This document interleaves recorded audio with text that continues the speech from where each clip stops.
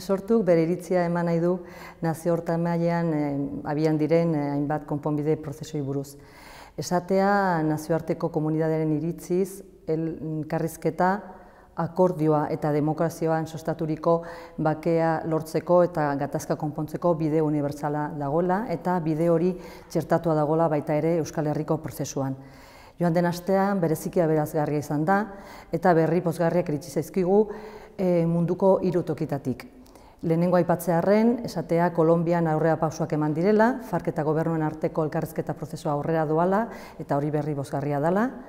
Bigarrenik aipatzea Nerozkari iritsi zaizkigun berriak, adierazpen historiko bat Abdola Kalanek egindakoa, eta handikan 2 egunetara PKKak suetena iragarri dula, eta kokatu behar dela aurrerapauso historiko hori gobernu eta gerrillen arteko elkarrizketa prozesuan, eta azkenik Euskal Herritik gertuago dagoen Eskoziako eredua aipatu behar dugu, iaz London eta Edinburgeko gobernuek adostasun batera iritsi ziren eskoziarrei hitza emateko, eta oraingoan egutegian gorriz markatzeko data bat badugu, 2014ko irailaren 18an eskoziarrek independentziari buruz haien iritzia azaltzeko eskubidea izango dutelako. Azpimarratuko genuke hirugarren adibide hori gure inguru geopolitikoan emango dalako, Europako Batasunaren baitan autodeterminazio eskubidearen inguruko ekimen edo ariketa praktiko eta ezin demokratikoago emango dalako.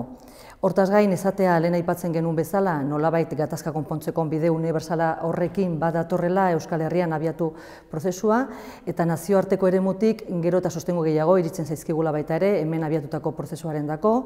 Esatea bai Europako hainbat estatuk eta Europatik kanpo kokatzen diren beste herrialde batzuk ere bai, haien prestutasuna eta haien nahikeria agertu dutela gatazka horren amaiera emateko eta laguntzeko.